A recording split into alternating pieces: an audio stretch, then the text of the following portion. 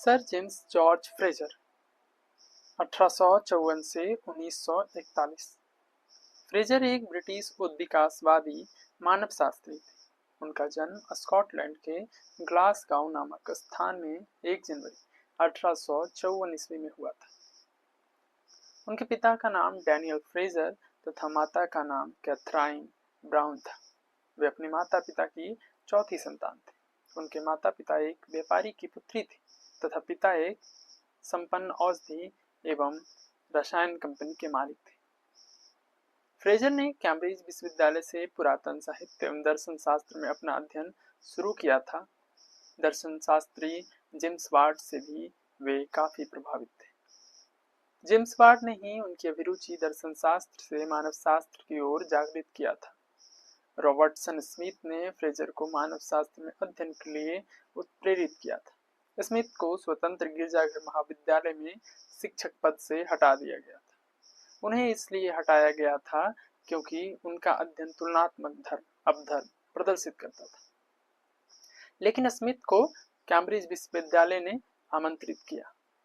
यहीं पर स्मिथ की भेंट फ्रेजर से हुई थी। उस समय स्मिथ एनसाइक्लोपीडिया ब्रिटानिका के 9वें संस्करण में व्यस्त थे, इसलिए उन्होंने फ्रेजर को एक मानव शास्त्रीय शोध पत्र लिखने को कहा। फ्रेजर के अनुसंधान पत्र का विषय था टोटमिज्म एंड टैबू। यह शोध पत्र एनसाइक्लोपीडिया ब्रिटानिका में प्रकाशित हुआ था। इससे पहले फ्रेजर के एक और शोध पत्र प्रस्तुत हुए थे जिसका विषय सर्टेन ब्यूरल कस्टम था। इस शोध पत्र में आदिम मानव के जीववाद सिद्धांत की विस्तृत जानकारी मिलती। फ्रेजर के योगदानों के विषय में बात करें तो उन्होंने कई सारे किताबें लिखी, जिसमें से प्रमुख किताबें गोल्डन बाउ थी, Psyche task, totemism and exogamy, बर्सी ऑफ नेचर, गार्गन हैंड, फेस्टी ऑफ ओविड, ये सभी प्रमुख किताबें थी।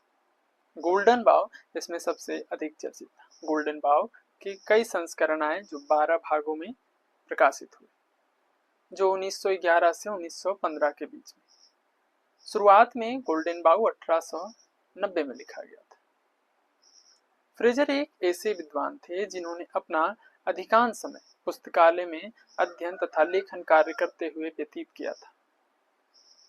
एक बार उनकी नियुक्ति लिवरपूल विश्वविद्यालय में सामाजिक मानव शास्त्र के प्रोफेसर के रूप में हुआ, लेकिन 1 वर्ष बाद एक पद को त्याग दिया गया।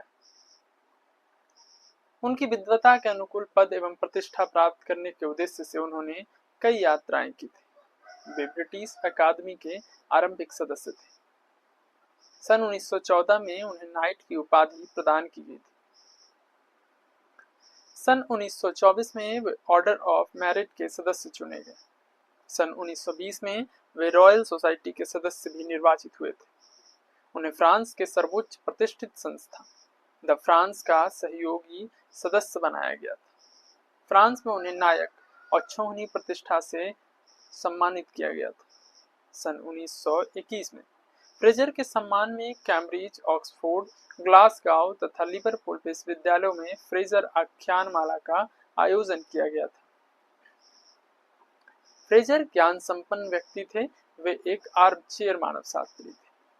वे कभी क्षेत्र कार्य नहीं किए, लेकिन उन्होंने आदि मानव के जीवन के संबंध में बहुत कुछ लिखा, जो पुस्तकालय में रखे हुए पुस्तकों के अध्ययनों पर आधारित थे।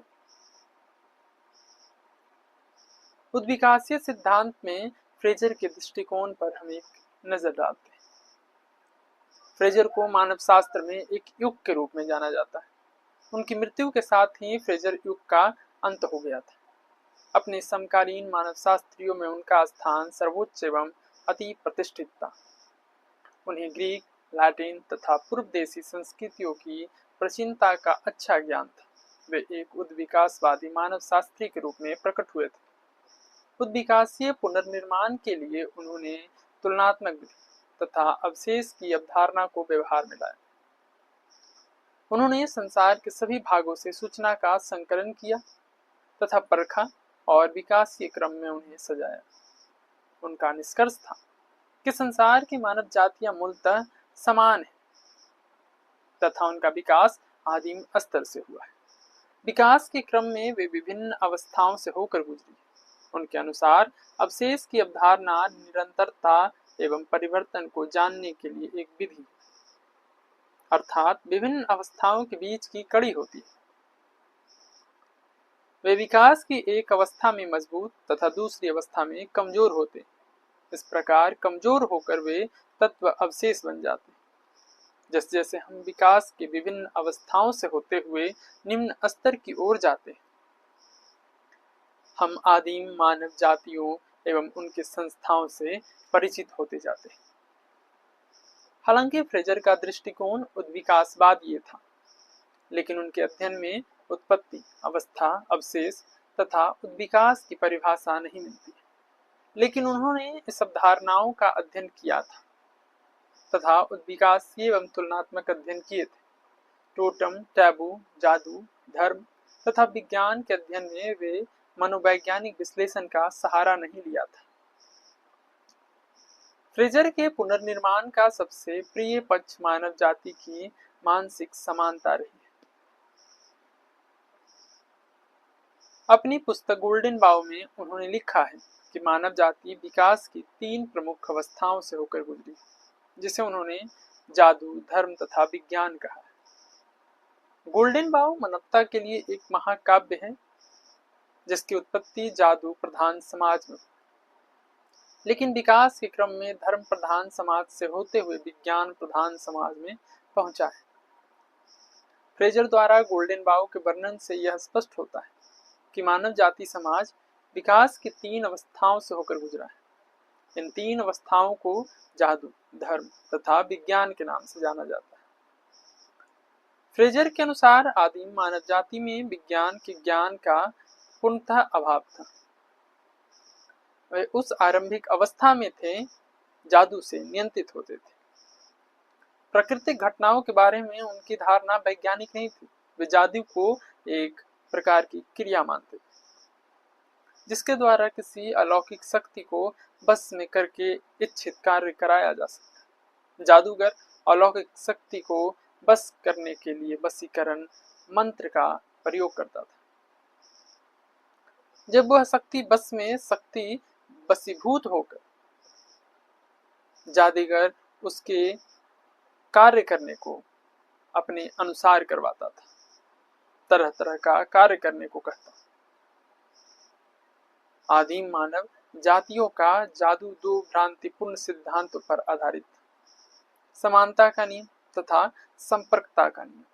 प्रथम नियम के अनुसार समान कार्य से समान परिणाम प्राप्त किया जा सकता है। इस प्रकार के जादू को होम्योस्टैटिक या अनुकरणात्मक इमिटेटिव जादू कहा जाता है। जादूगर को ऐसा विश्वास था कि प्राकृतिक घटनाओं का अनुकरण करके नियंत्रण में रखा जा सकता है। जब वर्षा की आवश्यकता पड़ती थी तब पहाड़ पर चढ़कर पानी गिराया जाता था। दुश्मन को नुकसान के लिए उसकी गुड़िया बनाकर उनके दिमाग एवं छाती में सुई गड़ाया जाता था। जादू के दूसरे नियम के अनुसार जो वस्तु किसी एक व्यक्ति के संपर्क में आ जाती है उस वस्तु का उस व्यक्ति के साथ हमेशा संबंध बना रहता है, चाहे उस वस्तु का त्याग ही क्यों न कर दिया जाए। इस नियम पर आधारित जादू को संपर्कात्मक या संपर्क जादू कहा जाता है। इस प्रकार किसी व्यक्ति के बाल, नाखून, कपड़ा, जूता आदि प्राप्त कर उसे जादुई प्रयोग के अंतर्गत लाया जा सकता है। जादू का प्रचलन मानव समाज में आरंभिक अवस्था में आया होगा। विकास की दूसरी अवस्था में मानव जातीय समाज धर्म में विश्वास की ओर अग्रसर हुई। जब मानव मस्तिष्क प्रगति करने लगा तब पता चला कि प्रकृति के सामने वे पूर्णतः असमर्थ थे तथा उनका जादुई नियम हमेशा सत्य साबित नहीं होता था। प्राकृतिक घटनाओं को कोई व्यक्ति या जादूगर नियंत्रित नहीं कर सकता है। तब उनमें ऐसा विश्वास पैदा हुआ कि अति मानवीय अलौकिक शक्तियां विश्व को नियंत्रित करती। इस प्रकार की आत्मदृष्टि के कारण धर्म की उत्पत्ति हुई।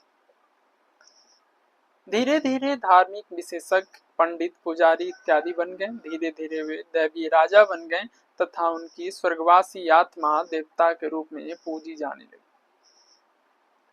वैज्ञानिक अवस्था मानव मस्तिष्क का सर्वोच्च विकास था। फ्रेजर के अनुसार विज्ञान जादू से संबंधित था, क्योंकि एक बार फिर मानव अपनी बुद्धि के आधार पर प्रकृति को नियंत्रित करने लगा था। इसलिए फ्रेजर ने जादू को विज्ञान का अवैध वाहन या आभासी विज्ञान कहा है। फ्रेजर ने अपनी पुस्तक टोटमिज्म एंड एक्सोगेमी में टोटेम की उत्पत्ति के लिए आत्मा सिद्धांत का प्रतिपादन किया। उनके विचार के अनुसार टोटेम की उत्पत्ति आत्मा में विश्वास के कारण हुई। आदिम मानवों में ऐसा विश्वास जागृत हुआ कि मरने के बाद आत्मा पेड़ पौधा, पहाड़, नदी, झाड़ी, पशु तथा पक्षी में निवास करते हैं। इसलिए वे सभी प्राकृतिक वस्तुओं को श्रद्धा की दृष्टि से देखने लगे, उन्हें अपने पूर्वज के रूप में मानने लगे। टोटेम को मारना या खाना वर्जित हो गया। ऑस्ट्रेलिया की अरुंटा जनजाति में ऐसा विश्वास था कि टोटेम महिलाओं में संतानोत्पत्ति के लिए उत्तरदायी, अतः टोटेम की उत्पत्ति महिला पक्ष से हुई, पुरुष से नहीं। जब समय के साथ टोटेम वंशानुगत हो गया, तब बहिर्विवाह प्रथा का जन्म अतः प्रजनन रोकने के लिए हुआ।